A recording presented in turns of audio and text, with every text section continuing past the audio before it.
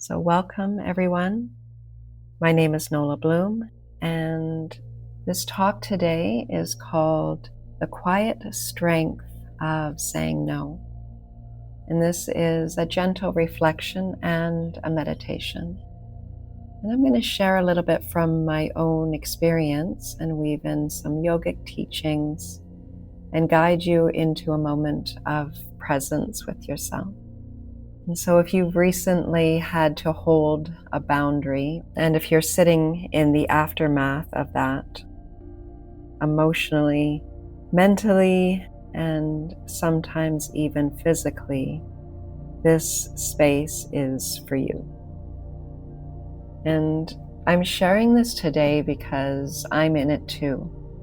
And speaking out loud often can help soften the process. And so if you are joining me today, then know that you are not alone. And from my own experience, I'll share first. And I'm not always someone that could say no. For a long time, I was someone that just always stayed quiet, and I let things slide. And I allowed people to cross lines because it just felt easier than speaking up. Sometimes it was fear. Sometimes it was just wanting to be liked and wanting to be accepted. And sometimes I didn't even realize that I was allowed to have boundaries. And so this has definitely been a life process, a life learning through different teachers, and again, through my yoga practice, where I've learned a little bit more about speaking up. And even now, when I do speak up, or when I say no, or when I ask for space, it can still feel really unnatural, and it can feel messy because I'm going up against old programming that says it's safer to stay silent and keep the peace and not rock the boat. But somewhere the cycle has to break.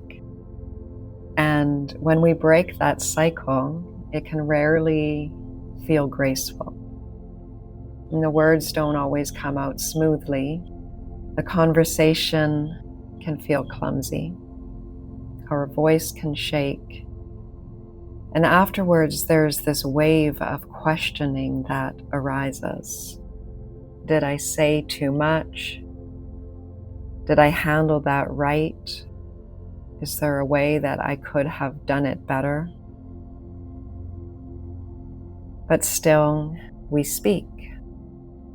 Because when we stay silent for too long, something inside us begins to dim. And we slowly lose touch with who we really are, with what our true nature is. And so even if it feels uncomfortable, there's a moment when choosing discomfort becomes a doorway back to self-respect. And over the years, especially through my yoga practice, I have come to understand boundaries in a different way. Because boundaries are not walls. They're bridges back to ourselves and back to a way of saying that I'm here too. And my needs matter too. And this is something I am still practicing, actively and imperfectly. So I want to share with you a few teachings that have supported me in learning about boundaries. These are not separate ideas, but as different ways of understanding the same experience. Because boundaries aren't something that you set once and you're done. They're a practice, just like breath, just like yoga, and just like love. The more that we practice, the easier and more natural they become over time. So let's just take a moment to arrive here. Close down your eyes if they aren't already closed and feel the warmth of your own presence. And let your breath slow down just a little. Know that we're not trying to fix anything and figure anything out. In this moment, we're just looking at boundaries through a different lens and through the lens of yoga and some ancient philosophical teachings. And so first I want to look at the practice of Ahimsa, non-violence. And this is the fundamental core teaching of yoga. And this is something we often think about what we offer others. But what if we've been offering it so much outward that we've forgotten how to offer it inward? And that sometimes holding a boundary is the deepest act of ahimsa. Not against someone else, but against ourselves.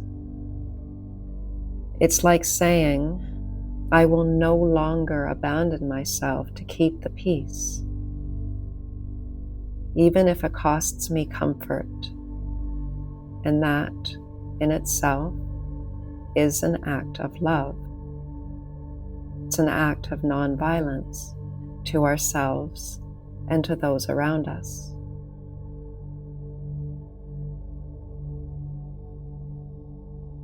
And when we begin to act from this place of ahimsa, then another teaching will naturally arise, and that is Satya, truthfulness. And once we stop abandoning ourselves, we begin to feel what is true. And that truth has a way of disrupting this version of you that learned to stay small. And it can feel uncomfortable. It can create tension. But also, it brings you back into alignment. And when you speak your truth, even gently, even imperfectly, you begin to reclaim parts of yourself that you have given away.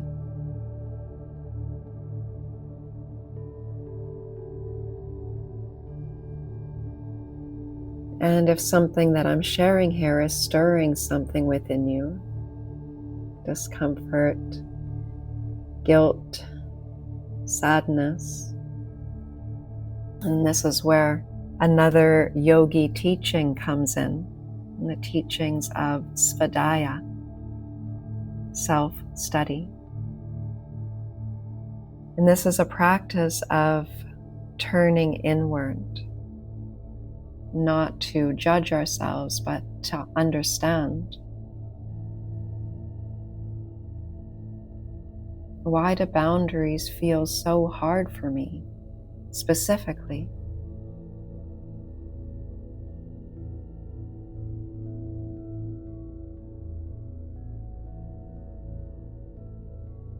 What am I learning about myself in this moment?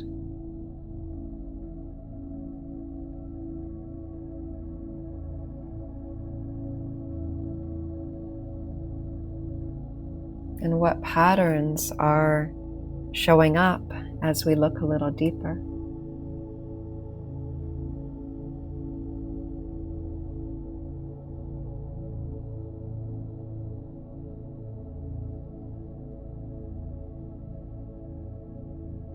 And Svadhyaya is about listening to what is in your heart and staying present with what is unfolding.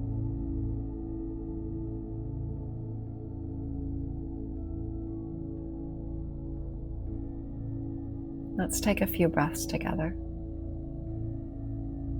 Inhale deeply and exhale completely.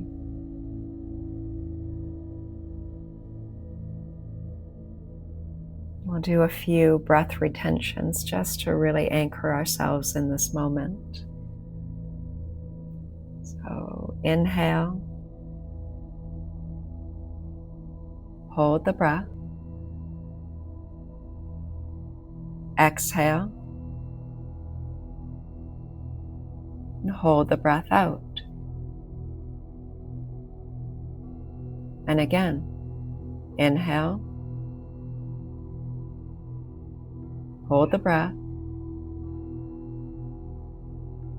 exhale, hold the breath out. Good, and relax. Just allow the breath to return to its natural rhythm.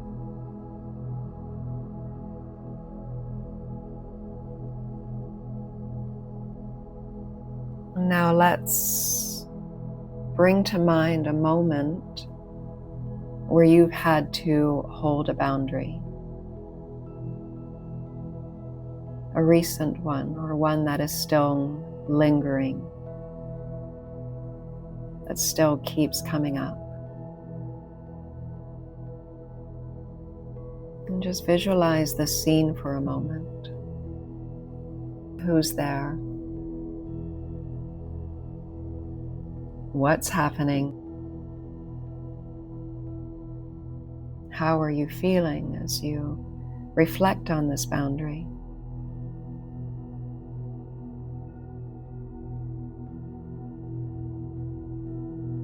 And simply noticing, what do you feel in your body?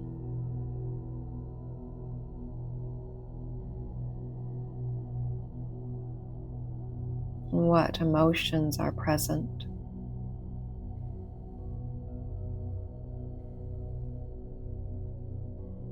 Just awareness of what's there.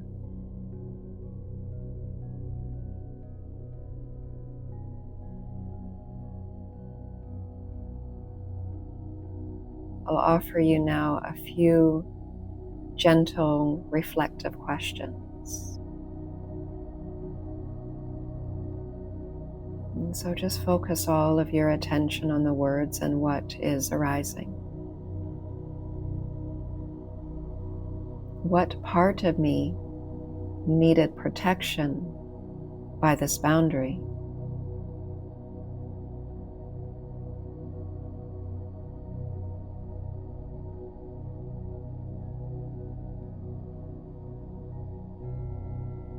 And what was I afraid might happen if I didn't speak my truth?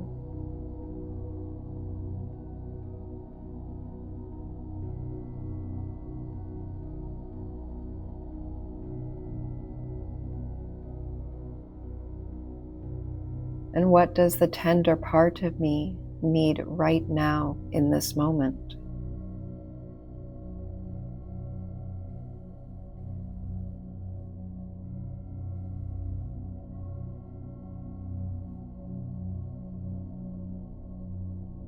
And let whatever arises be welcome.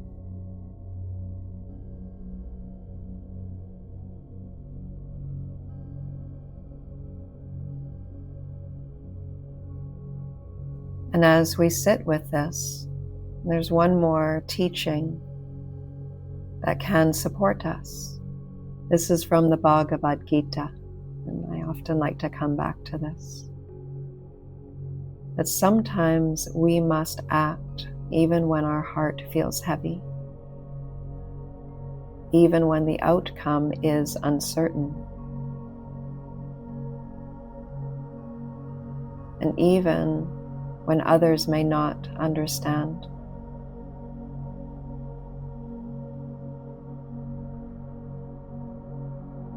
In the story, Arjuna didn't want to act.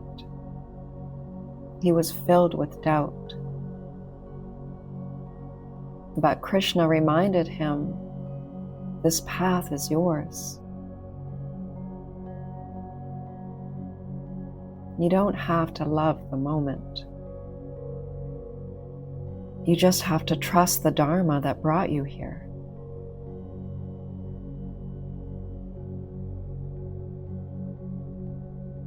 And sometimes the action is simply saying no.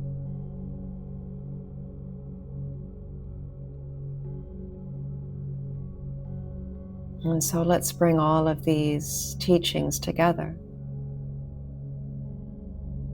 Ahimsa, non-violence.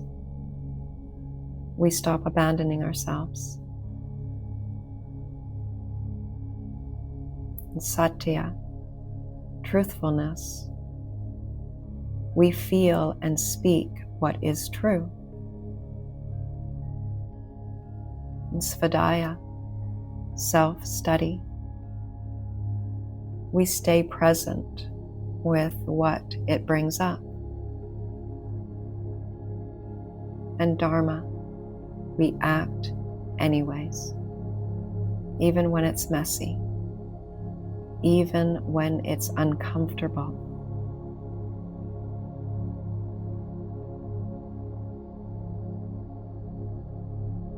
You are not wrong for saying no. You are not wrong for needing space.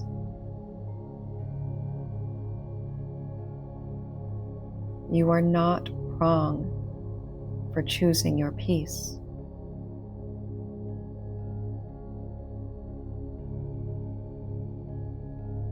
And take another breath.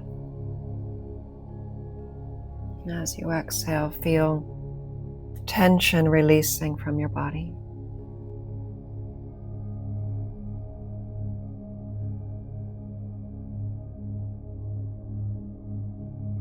And I'll share with you now a few affirmations, and you can repeat them silently or inwardly to yourself. It is safe for me to honor my needs.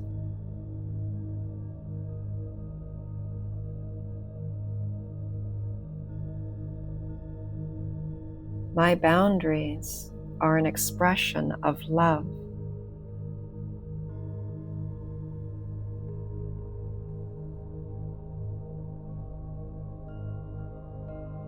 I can hold my truth and still have compassion.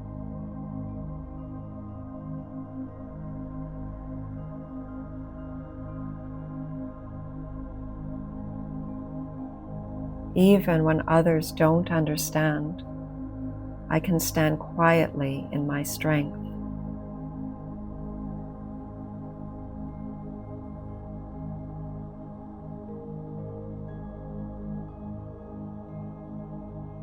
And take another breath as you allow these affirmations to touch the body, mind, and heart.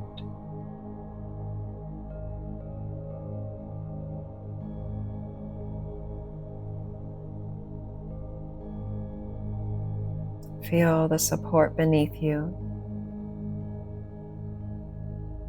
Feel yourself here in this moment.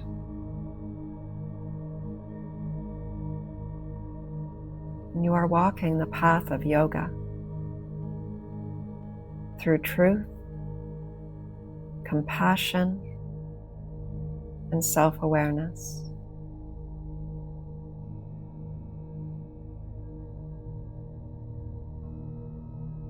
I hope this practice supported you today, and may your boundaries be gentle bridges back to your own heart. Thank you for joining me. Namaste.